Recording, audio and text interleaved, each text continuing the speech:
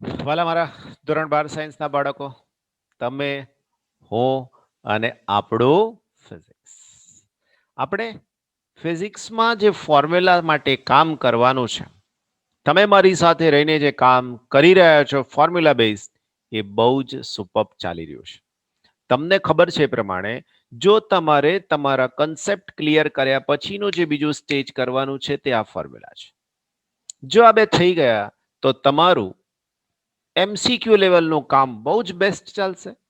અને બીજું, દાખલામાં ક્યારેય પાછું ન પડાય. કારણ રીઝન તમારી પાસે જે સ્કિલ જોઈએ એ સૂત્રોની હોવી જોઈએ જે તમને મળી ગઈ છે. હવે માત્ર તમારા ભાગે એક કામ આવે છે જે હું તમને કહેતો આવ્યો છું. કયું કામ? ફોર્મ્યુલાનું રિવિઝન. કરો છો ને? બસ આટલી મારી વાત માનજો કે પર ડે 1 ચેપ્ટર એક કોઈ પણ તમારે ક્રમસર લેવાના, પહેલું બીજું ત્રીજું, અને રિવાઇઝ કરતા જવાનું. મસ્ત મજાનો કોન્ફિડન્સ તમને બિલ્ડઅપ થતો જશે જે લોંગ ટર્મમાં કામ લાગશે. બરાબર છે? તો આપણી જર્ની શરૂ કરીએ પાછા ચેપ્ટર નંબર 6 અને 7 ના કમ્બાઇન્ડ સૂત્રોની સાથેની મસ્ત મજાની વાત. રાઈટ? તો આપણો જે આ તો ઇરેઝર છે ભાઈ, મારે તો તમારી સાથે લખવાનું છે, હે ને? એટલે પેન લેવી પડશે. રાઈટ? આ દિવ્ય સરને સહેજ ખસેડવા પડશે. કેમ? સ્ક્રીન મોટો જોઈએ, તમને દેખાવું જોઈએ, તમને બધું, હે ને? ઓકે વાલા બચ્ચા, ચાલો શરૂ કરીએ આપણી વાત. ફાઇન. 32 નંબરના ક્વેશ્ચનથી આપણે શરૂ કરવાનું હતું. ફાઇન. એસી સર્કિટનો પાવર ઓલરેડી થિયરીનું સૂત્ર જ છે કે E is equal to E0 sine omega T. હવે નોર્મલી આપણે આવું લખતા આવ્યા છે, V is equal two V0 sine omega T. બરાબર ને? I is equal two I0 sine omega T plus 5. બે સૂત્રો આપી દીધા તમે મને. બસ એની સાથેની વાત આપણે કરવાની છે આગળ. ઓકે. હવે અહીંયા પાવરનું સૂત્ર થાય કે power P is equal two EV Ivy cos 5. બચ્ચા પાર્ટી, અહીંયા ઈવી આઈવી નો મતલબ શું છે ખબર છે? તમે કેવું સૂત્ર લખ્યું છે ખબર થિયરીમાં? P is equal to V R M S, એની સાથે I R M S into cos 5. આ પદ બહુ અગત્યનું, અને આ પદને તમે જ નામ આપ્યું છે પાવર ફેક્ટર. કેમ? તો કે એ એલસીઆર પરિપથ હોય, માત્ર આર હોય, માત્ર એલ હોય, માત્ર સી હોય, બધામાં પાવર કેટલો મળશે ને એ નક્કી કરવાનું કામ આ પદ કરે છે. એટલા માટે એને નામ આપ્યું છે પાવર નક્કી કરનારું પદ, એટલે ફેક્ટર. ઓકે. જ્યાં cos phi ને સર્કિટનો પાવર ફેક્ટર કહે છે. cos phi is equal to R upon Z. તમને એમ થાય કે સર આ સૂત્ર તમે લખી નાખ્યું પણ અમને ખબર ના પડી. યાદ છે તમને? હું આકૃતિ દોરું એટલે તમારા મગજમાં એ વસ્તુ રેડી થઈ જશે. જોઈ લેજો. આવો ફેઝ ડાયાગ્રામ પરથી આ ખૂણાને ફાઈ બનાવ્યા પરથી આ બાજુ આર છે અને અહીંયા હતું XL માઇનસ XC. જો તમારે XC માઇનસ XL લખવું છે તો લખાય, એમાં ના નહીં પાડીએ આપણે. અને આ પદ થશે એને ઝેડ કહીશું, હે ને? બહુ સરસ. હવે જો ફક્ત અવરોધ એકલો જ છે પરિપથમાં, આ નથી, એનો મતલબ કે આ ફાઈ ખૂણો 0 થઈ જાય, હે ને? તો ફાઈ 0 તો કોસ 0 1 થાય. ઓકે. એનો મતલબ કે power P is equal two EV અને આઈવી નો મતલબ તમારે આરએમએસ સમજવાનો રહેશે. બીજું, ફક્ત ઇન્ડક્ટન્સ અને કેપેસિટન્સ ધરાવતો સર્કિટ. ઇન્ડક્ટન્સ અને કેપેસિટન્સ શબ્દો શું લખવા જોઈએ? ઇન્ડક્ટર, અને બીજું પદ લખવું જોઈએ કેપેસિટર. સાધનના નામ છે. ઇન્ડક્ટન્સ એ એની લાક્ષણિકતા છે, કેપેસિટન્સ એ એની લાક્ષણિકતા છે. તો આ બે શબ્દો જરા સુધારી દેજો. ફાઇન. તો તે વખતે પાવર ફેક્ટર માટે થઈને ફાઈની કિંમત પાઈ બાય 2 ને કોસ 5 એટલે 0 થઈ જાય. Cos pi by 2. સર્કિટને વોટલેસ સર્કિટ કહે છે કારણ power P is equal to 0 છે. LR સર્કિટ માટે cos phi is equal to R upon R square L square omega square. પાછો પ્રશ્ન થાય સર આ સૂત્ર તમે ક્યાંથી લાવ્યા? અહીંયાથી જ લાયો છો. જુઓ એના માટેનો આકૃતિ બતાવી દઉં તમને એટલે એ પણ સહેલું થઈ જાય તમને. હવે આ ખૂણો થશે ફાઈ, રાઈટ? આ બાજુની બાજુ આર અને અહીંયાની બાજુ એક્સએલ. એક્સએલ એટલે ઓમેગા એલ અને આ થઈ જશે ઝેડ. જોઈ લો cos phi બરાબર પાસેની બાજુના છેદમાં કર્ણ. હવે ઝેડ એટલે શું લખાય? z is equal to under root r square plus xl square. થઈ ગયું ને પદ? બહુ સરસ, આવડી જાય તમને. એસી સર્કિટ માટે કેટલીક અગત્યની માહિતી. શું છે અગત્યની માહિતી? જોઈ લઈએ. જો પરિપથમાં અવરોધ એકલો જ જોડેલો હોય તો ઈ નું સૂત્ર અને આઈ નું સૂત્ર E0 sin ઓમેગા t ને આઈ નું સૂત્ર I0 sin ઓમેગા t. કળા તફાવત 0 એટલે નથી તો વોલ્ટેજ કે નથી તો પ્રવાહ, કોઈ આગળ નથી, બંને સાથે ચાલે છે. ઓકે, સરેરાશ power I² into R. cos phi કે જેનું નામ છે પાવર ફેક્ટર કેટલું થઈ ગયું? 1 મેક્સિમમ. Okay, inductance. તો આ ઇન્ડક્ટરની સાથેની જો વાત આવે તો એની અંદર શું છે? તો કે ઇન્ડક્ટરની જો વાત આવે તો એની અંદર E0 sin ઓમેગા t અને પ્રવાહના સૂત્રમાં જોઈ લો omega t minus pi by 2 છે. માઇનસ શેના સૂત્રમાં માઇનસ છે? પ્રવાહ. જોઈ લો આઈ પાછળ છે વી કરતા પાઈ બાય 2 જેટલો. કશું ગોખો નહીં, પ્રવાહ માઇનસ વોલ્ટેજ કરતા પાઈ બાય 2 જેટલો. બરાબર ને? ઓકે, તો આ તો 0 થઈ ગયું કારણ કે કોઈ પાવર વપરાશે નહીં, વોટ લેસ કરંટ કહેવાય. cos phi 0. કેમ? પાઈ બાય 2 થાય ને બેટા.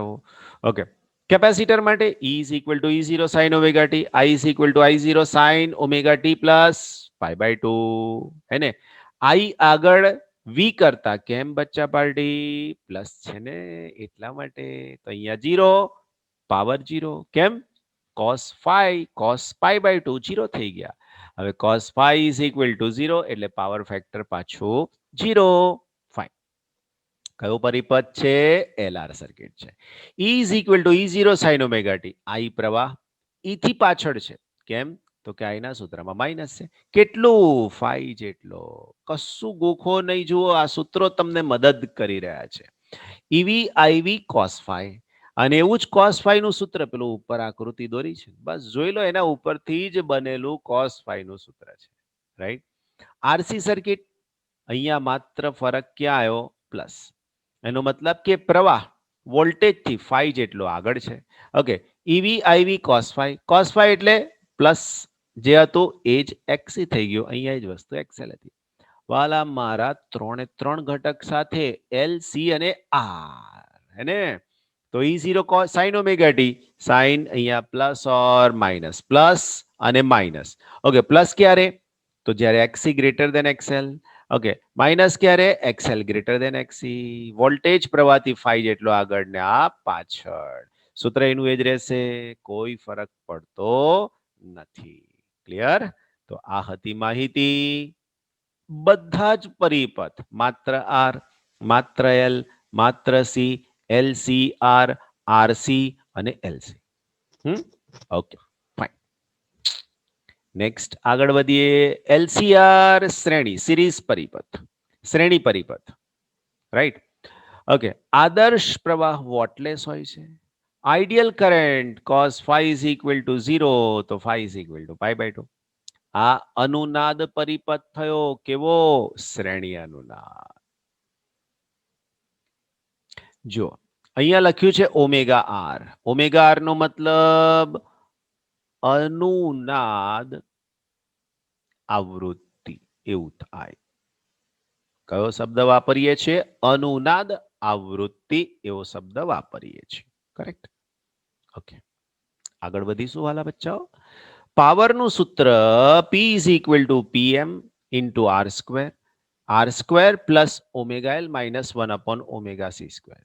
ઉપરના ગ્રાફમાં એ અને બી બિંદુઓ હાફ પાવર બિંદુઓ બતાવે છે, રાઈટ?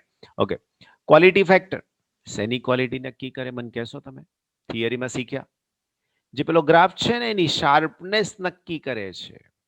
અને એ નીચેનું વાક્ય વાંચો, અનુનાદની તીવ્રતા આપે છે. આવા પરિપથને સિલેક્ટિવ પરિપથ કહીએ છીએ. અને આ સિલેક્ટિવ પરિપથ ક્યાં વપરાય? દરેક આવૃત્તિ ધરાવતા ભાગમાં વપરાય. ફરીથી, દરેક આવૃત્તિ, એફએમ રેડિયો સિલેક્ટિવ પરિપથ, તમારું સરસ મજાનું ટેલિવિઝન સિલેક્ટિવ પરિપથ, ઇવન તમારો મોબાઈલ એમાં પણ ક્વોલિટી ફેક્ટર છે, રાઈટ? એના પરિપથો એની અંદર હાજર છે. જો ક્વોલિટી ફેક્ટરનું સૂત્ર omega R divided by 2 delta omega, અનુનાદ આવૃત્તિના છેદમાં 2 ગુણાકારમાં બેન્ડવિડ્થ. આ વર્ડથી તમે પરિચિત છો, વર્ડથી તમે પરિચિત છો. કેવી રીતના? તો થિયરીમાં તો શીખવાડ્યું જ છે, પણ ઉદાહરણ આપો. તમારા ઘરે ધારો કે ઇન્ટરનેટની કેબલ લાઈન છે, બેન્ડવિડ્થ એની અંદર સારી આવે. તમે મોબાઈલનો યુઝ કરો છો તો એ મોબાઈલનું પણ નેટવર્ક છે, એની પણ બેન્ડવિડ્થ છે, રાઈટ? આ બધાની સાથે સંકળાયેલો વર્ડ બેન્ડવિડ્થ. ઓકે, એનું સૂત્ર omega R L upon R. અલા વાલા બાળકો, બીજું સરસ મજાનું સૂત્ર ક્વોલિટી ફેક્ટરનું યાદ રાખજો, કામ લાગશે. ક્વોલિટી ફેક્ટરનો એકમ શું થાય? ક્વોલિટી ફેક્ટરને કોઈ એકમ હોય જ નહીં. ક્વોલિટી ફેક્ટરને એકમ હોતો નથી. હવે જો ક્વોલિટી ફેક્ટરને એકમ ના હોય, તમે અહીંયા પણ જોઈ શકો છો કે કોનો એકમ સરખો થાય? તો કે અંડર રૂટ એલ, સોરી મેં 2 લખ્યા છે, રૂટ એલ. અને આવું કેમ લખાય છે વાલા બાળકો? સ્લેટ વાંકી થઈ ગઈ છે. તો આપણે આવું કહેવા માંગીએ છીએ, વર્ગમૂળમાં એલ ના છેદમાં આર અને વર્ગમૂળમાં સી. આનો એકમ જે થાય એ જ આનો એકમ થાય, તો જ એકમ રહિત થઈ જાય. સમજાય છે? એટલે આના ઉપરથી પ્રશ્નો પૂછે પાછા તમને કે નીચેનામાંથી કોના એકમો સરખા છે, તો તકલીફ પડે તે વખતે. એટલે આવું લિંક ફોર્મ્યુલા તમને કામ લાગે. ઓકે બચ્ચા પાર્ટી, નેક્સ્ટ આપણી પાસે છે જેનું નામ છે જનરેટર.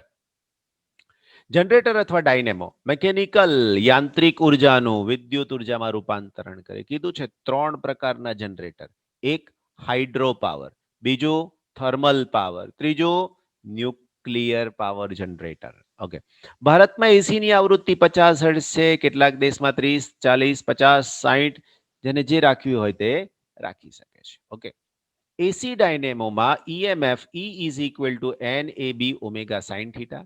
આ થીટા શું છે? તો કે સદિશ એ અને સદિશ બી વચ્ચેનો ખૂણો. એ એટલે ક્ષેત્રફળ વાલાઓ, હે ને? અને બી તો ખબર જ છે, ચુંબકીય ક્ષેત્ર. ફાઇન. એન શું બતાવે છે? તો કે આર્મેચરમાં આંટાની સંખ્યા બતાવે છે. E is equal to E0 sin omega t, જ્યાં E0 એટલે આખું પદ N A N B A omega. બીજું છે ફેઝ, બે ફેઝ જનરેટર. તમારા ઘરે ઇલેક્ટ્રિકની લાઈન છે ને, જો કન્ઝમ્પશન મીડિયમ હોય, ઓછું હોય, તો 2 ફેઝ લાઈન હોય. નોર્મલ 2 ફેઝ તો જોઈએ જ. પણ જેના ઘરે 2-3 એસી છે, એકાદ મોટું ફ્રીજ છે, ગીઝર છે, આવું બધું જેની ઘરે હોય ને, એને 3 ફેઝ લાઈન જોઈએ. શું ફરક છે આ 3 ફેઝ અને 2 ફેઝમાં વોલ્ટેજમાં? તો જુઓ, V1 is equal two V0 sin omega T. આપણે કીધું છે કે E ને V નામ આપી શકીએ છીએ. હવે અહીંયા કોઈ કળા તફાવત છે નહીં, પણ આમાં જુઓ પ્લસ ઓર માઇનસ π/2. શેમાં છે? 2 ફેઝમાં. 3 ફેઝ જનરેટરમાં E is equal to E0 sin omega t. પહેલું એમનું એમ રહ્યું. બીજાની અંદર 2π/3, રાઈટ? 4π/3. જોઈ લેજો આ 3 ફેઝ અને 2 ફેઝ વચ્ચેનો તફાવત. ઇલેક્ટ્રિકલ એન્જિનિયર થતા પહેલા તમને ખબર પડી ગઈ, હે ને? એની કેટલાક તો મેડિકલના ડોક્ટર થતા પહેલા ખબર પડી ગઈ કે 3 ફેઝ અને 2 ફેઝમાં શું તફાવત છે. Yes, this is the physics knowledge. Now my dear friends, બીજું કીધું છે ટી સમયે જનરેટરમાં ફ્લક્સ. તો ફ્લક્સનું સૂત્ર તો સહેલું જ છે, N A B cos omega t. DC motor કાર્યક્ષમતા બેક ઈએમએફ ના છેદમાં અપ્લાઈડ ઈએમએફ. બેક ઈએમએફ નો મતલબ ઇન્ડક્ટર જેવો ઘટક હોય તો એની અંદર નવું પરિણામતું છે મહત્તમ આઉટપુટ મેકેનિકલ પાવરની ક્ષમતા back EMF is equal to આપેલ ઈએમએફ ના છેદમાં 2, રાઈટ. મોટરની મહત્તમ પાવર આપવાની ક્ષમતા N is equal to E by E. આ ઈ એટલે ઈ બાય 2, ઈ કેન્સલ એટલે 0.5. તો મોટરની ક્ષમતા 0.5. આ બધું તમારો સિલેબસનો ભાગ નથી, એટલે ટેક્સ્ટ બુકમાં નથી એમ, અહીંયા તો છે, હે ને? ઓકે, આગળ શ્રેણી અનુનાદ આવ્યો ને, એવો આ શબ્દ છે સમાંતર અનુનાદ. જોઈ લો, એલ અને સી સમાંતરે છે. અવરોધ હોય તોય ચાલે, ના હોય તો પણ ચાલે. એટલે અહીંયા તમારે અવરોધ શ્રેણીમાં મૂકવો હોય તો અહીંયા ઘડી આમ અવરોધ ચાલે, પણ ના હોય તોય કઈ તકલીફ નહીં પડે. ઓકે, હવે આગળ I0 is equal to E0 upon omega L હોવાથી ઓછી આવૃત્તિ વાળા એસી માટે સોફ્ટ એટલે નરમ લોખંડમાંથી બનાવેલ ચોક કોઇલ વપરાય છે, જ્યારે હાઈ ફ્રીક્વન્સી એસી માટે એક જ ચોક, સીધે સીધો લોખંડનો સળિયો, રાઈટ. ઇમ્પિડન્સ ત્રિકોણ, હવે તમે એવું ના કહેશો કે સર આ નવો શબ્દ છે. ઇમ્પિડન્સ ત્રિકોણ એટલે હમણાં દોર્યો ને વાલા બચ્ચા મારા, આવી રીતનો ઇમ્પિડન્સ ત્રિકોણ બને. અહીંયા ફાઈ, અહીંયા આર, અહીંયા XL માઇનસ XC, અને આને કહેવાશે Z. સમજાઈ ગયો ને? ઓકે, આને શું કહેવાય? ઇમ્પિડન્સ ત્રિકોણ. એટલે કે કાટકોણ ત્રિકોણ છે, એનો પાયો ઓહમિક અવરોધ, જોઈ લો ઓહમિક અવરોધ પાયો, અને લંબ XL માઇનસ XC, જોઈ લો આ લંબ કહેવાય. 90 ડિગ્રીના ખૂણાની વાત થઈ છે. ઓકે, અને વિકર્ણ ઇમ્પિડન્સ છે, જોઈ લો વિકર્ણ ઇમ્પિડન્સ છે ને, મજાનું. ઓકે, LCR સમાંતરમાં જોડેલ હોય ત્યારે એમાં L અને C સમાંતરે હોય, R સમાંતરે ના હોય. LC ની સાથે શ્રેણીમાં R છે, એવું ધ્યાન રાખો. જ્યારે શ્રેણી જોડાણમાં L, C અને R ત્રણેય શ્રેણી જોડાણમાં આવે, હે ને?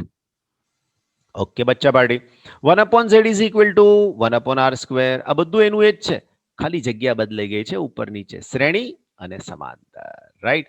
Omega is equal to omega R is equal to 1/√LC.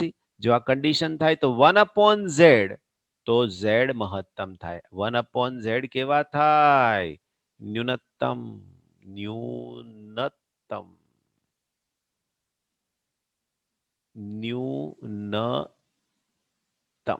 Gujarati છે આપણું, ફિઝિક્સ વાળાનું ગુજરાતી બહુ ઊંચું હોય, હે ને? જોડણીની ભૂલો તો થવાની જ છે. ઓકે, સીઆર સર્કિટ આગળ એક વખત આવી ગઈ પણ નોંધ નથી કરી. સીઆર સર્કિટ એટલે આરસી સર્કિટ, સેમ જ વસ્તુ, R/√R², C² ઓમેગા² રૂટમાં.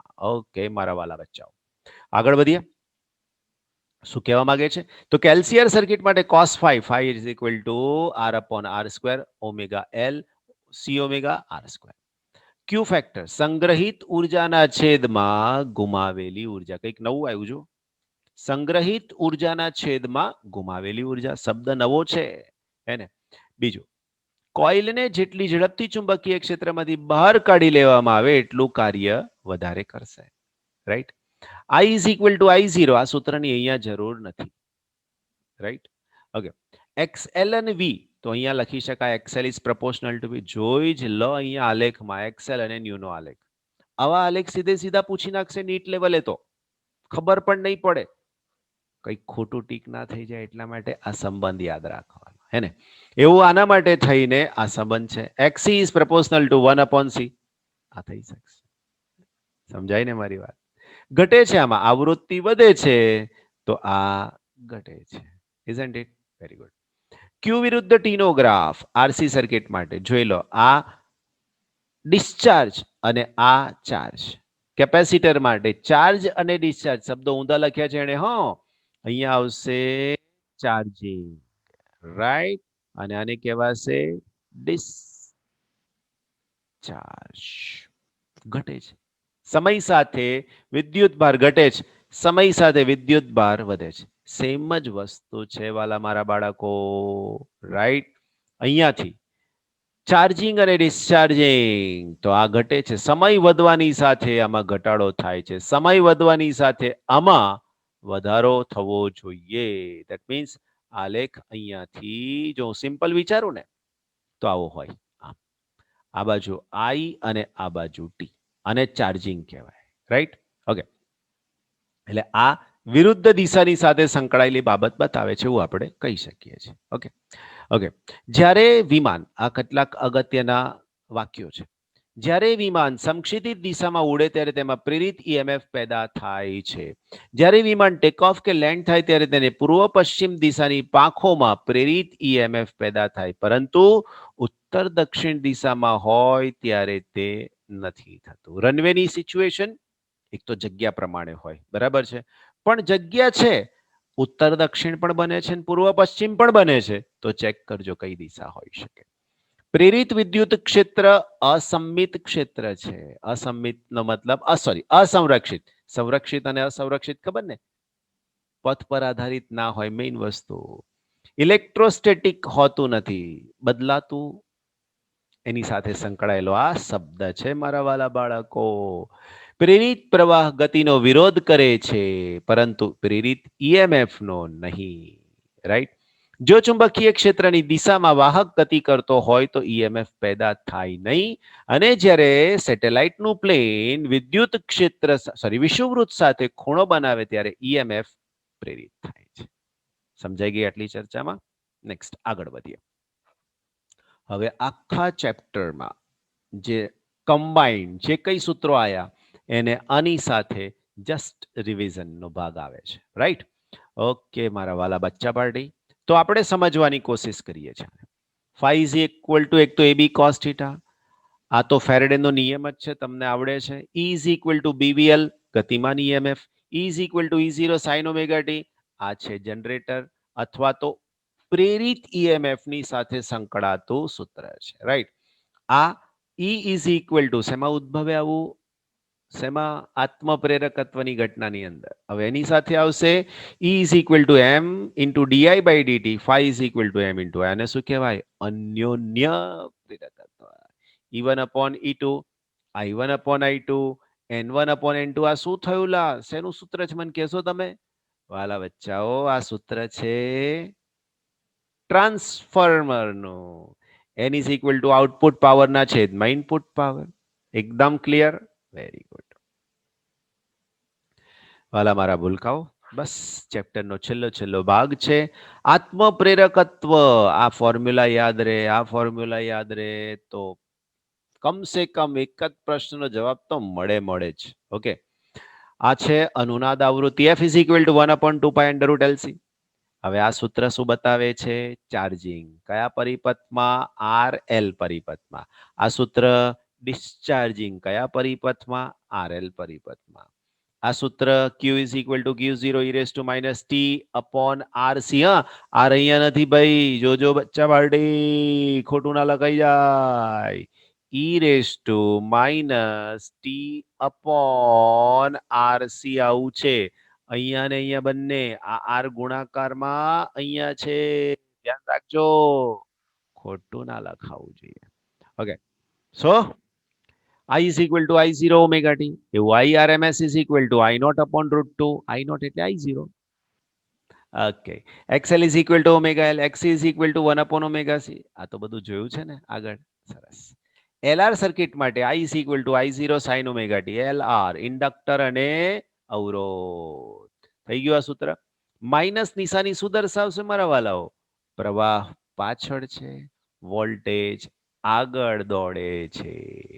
Theta is equal two tan inverse omega L upon R. આ બધા આગળ પેલો ત્રિકોણ દોરતા હતા ને એના ઉપરથી લખેલા સૂત્રો છે. આ ફાઈ, રાઈટ? અહીંયા R, અહીંયા XL અને અહીંયા Z. લખે જાઓ, ક્યાંય ભૂલ ના પડે. CR RC સર્કિટ માટે, હે ને? ઓકે મારા વાલાઓ, I is equal to I0 sin omega t plus theta. Plus એટલે તો આરસી સર્કિટ માટે પ્રવાહ આગળ છે વોલ્ટેજ કરતા, હે ને? ઓકે બચ્ચા party. Theta is equal two tan inverse 1 upon omega CR. Z તો Z થઈ ગયો. LCR સર્કિટ માટે I is equal to I0 sin omega t minus theta. પ્રવાહ પાછળ, વોલ્ટેજ આગળ દોડતા હે, અને ફાઇન. જો એનું એ જ સૂત્ર, આ બધા આગળ આવી ગયેલા સૂત્રો છે. કમ સે કમ આટલું તો રિવાઇઝ કરવું જ પડે. इतना तो बनता है फिजिक्स के लिए, डेली इतना बनता है. ओके, હવે power P is equal to E0 into I0 half. આવો પાવર એવરેજ પાવર, સરેરાશ પાવર. ઓકે મારા વાલાઓ, ઈઆરએમએસ આઈઆરએમએસ નોન ઇન્ડક્ટિવ સર્કિટની વાત છે. હા ને, 1/2 E0 I0 cos theta. cos theta inductive સર્કિટની સાથેની વાત છે. cos phi સાચો પાવરના છેદમાં એપરન્ટ પાવર. એપરન્ટ નો મતલબ જે સામે મળવાનો છે તે. R upon Z power factor પણ કયું છે. Quality factor omega RL upon R 2 pi FR L upon R quality factor. જો બે ઇન્ડક્ટર L1 અને L2 ને સમાંતર જોડવામાં આવે તો એકબીજાની નજીક હોય તો આ એનું પરિણામી ઇન્ડક્ટન્સનું સૂત્ર. આ એમ શું આવ્યું પાછું વચ્ચે? Mutual inductance. મ્યુચ્યુઅલ નો મતલબ અન્યોન્ય. ઇન્ડક્ટરના યુનિટ કદમાં સંગ્રહિત ઉર્જા. યુનિટ કદ એટલે બાળકો એકમ કદ. યુનિટ નો મતલબ એકમ કદ, હે ને? એના પછી છે, ધ્યાન રાખજો, ચક્રીય કોઇલ. ચક્રીય કોઇલ એટલે ગુછડાવાળી ટોરોઇડ જેવું આવે. ચક્રીય કોઇલમાં આત્મ પ્રેરણનો સહગુણક L is equal two mu 0 n square pi R upon 2. જો પેલા કરતા સહેજ સૂત્ર બદલાઈ ગયું છે. n ગોળાકાર ગુછડા માટાની સંખ્યા છે. R ગોળાકાર ગુછડાની ત્રિજ્યા છે. હવે આ બધા શબ્દોથી આગળ વધીએ છીએ. જો કોઈ લોખંડનો સળિયો પૂર્વ પશ્ચિમ દિશામાં હોય અને શિરોલંબ ગતિ કરતો હોય તો ઈએમએફ ઉત્પન્ન થાય. કેમ? તો કે પૃથ્વીનું ચુંબકીય ક્ષેત્ર એ સળિયાની ગતિને લંબરૂપે છે. ઉપરના ઉદાહરણમાં જો ઉત્તર દક્ષિણ દિશામાં હોય સળિયો તો ઈએમએફ ઉત્પન્ન થતું નથી. એના પછી આત્મપ્રેરણને ઇલેક્ટ્રિક ઇનશિરિયા પણ કહે છે. ઇન્ડક્શન કોઇલમાં પેદા થયેલ ઈએમએફ તૂટણ આકાર વધારે હોય છે. કોઈક જગ્યાએ બેન્ડિંગ હોય, તૂટી ગયું હોય તો એવી પરિસ્થિતિની વાત કરીએ.